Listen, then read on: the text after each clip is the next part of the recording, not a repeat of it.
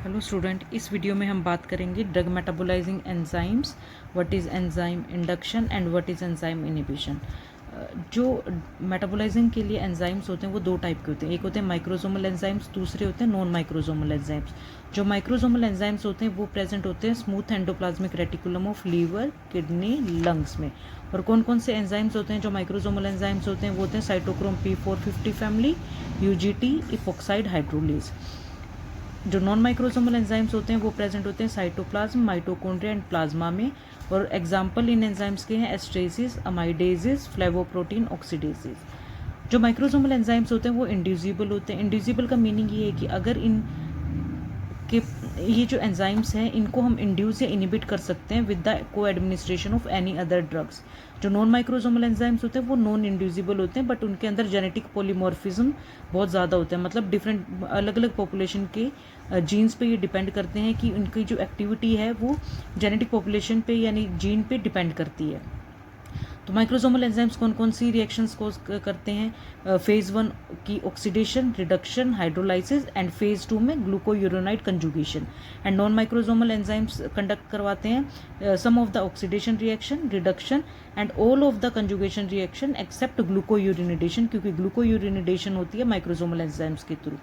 एक टर्म आती है हॉफमैन एलिमिनेशन। हॉफमैन एलिमिनेशन क्या होता है कि कुछ जो ड्रग्स होती हैं उनकी एक्टिविटी जो है वो बिना किसी नीड ऑफ एंजाइम्स के इनएक्टिवेट हो जाती है। फॉर एग्जांपल जो अट्राक्यूरियम है वो एक स्केलेटल मसल रिएक्सेंट है। इसको मेटाबोलाइज करने के लिए किसी भी एंजाइम की नीड नहीं होती। ये अपना फंक्शन करने के बाद खुद ही अपने आप को इनएक्टिवेट कर लेता है। तो इसे कहते हैं हॉफमैन एलिमिनेशन। नेक्स्ट है enzyme induction and enzyme inhibition. Enzyme induction का क्या मीनिंग है? इंड्यूस यानी इन्हांस करना।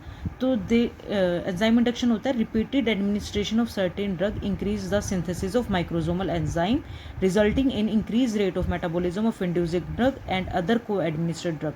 इसका मतलब ये है कि बार बार किसी एक ड्रग का एडमिनिस्ट्रेशन करने पे वो माइक्रोसोमल एंजाइम की सिंथेसिस को इंक्रीज कर देता है, जिसकी वजह से क्या होता है, रेट ऑफ मेटाबॉलिज्म इंक्रीज हो जाता है। कौन कौन सी ड्रग्स एंजाइम इंड्यूसर होती है? जैसे rifampicin, phenytoin, barbiturate, carbamazepine and griseofulvin. Clinical importance क्या है एंजाइम इंडक्शन की? एक तो ये होता है कि अगर एंजाइम इंड्यूसर्स हैं वो जैसे कि एक्टिविटी को, मेटाबोलाइजिंग एक्टिविटी को इंक्रीज कर देते हैं, तो इससे क्या है कि decrease intensity and duration of action हो जाता है उस ड्रग का। नेक्स्ट है ड्रग टॉक्सिसिटी। इसमें क्या होता है कि अगर उसका मेटाबॉलिज्म जल्दी हो रहा है तो यानी उसका टॉक्सिक मेटाबोलाइट ओवर प्रोड्यूस हो सकता है, या जल्दी प्रोड्यूस हो रहा है तो उसकी वजह से भी क्या होता है कि ड्रग टॉक्सिसिटी हो जाती है। नेक्स्ट है टोलरेंस। टोलरेंस क्यों डेवलप होती है? ऑटो इंडक्शन की वजह से। इसमें क्या होता है कि जो ऑटो इंडक्शन का मीनिंग क्या होता है कि जो वो ड्रग है खुद ही अपनी मेटाबोलाइजिंग एक्टिविटी को इंड्यूस कर लेती है, जिसकी वजह से उसकी जो क्वांटिटी जितनी हमें नीड होती है वो नहीं होती, तो वो उतनी डोज पे उतना इफेक्ट नहीं दिखा पाती, उसे कहते हैं टोलरेंस। नेक्स्ट है प्रेसिपिटेशन ऑफ एक्यूट इंटरमिटेंट पोरफायरिया।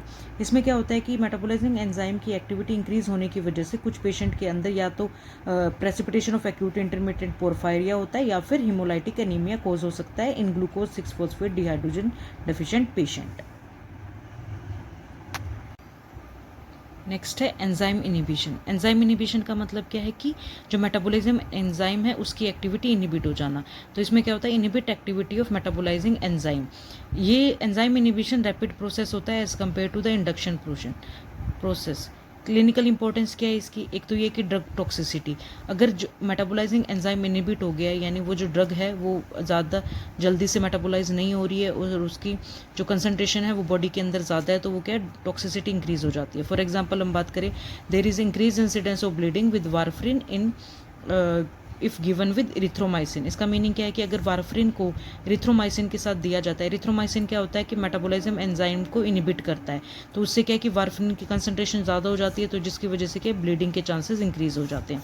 कौन कौन सी ड्रग एंजाइम इनिबिटर है? जैसे कि इरिथ्रोमाइसिन, वेल्पोरेट, सिमेटिडिन, क्लोरामफेनिकोल, ये सारी की सारी ड्रग्स जो हैं वो एंजाइम इनिबिटर्स होती हैं।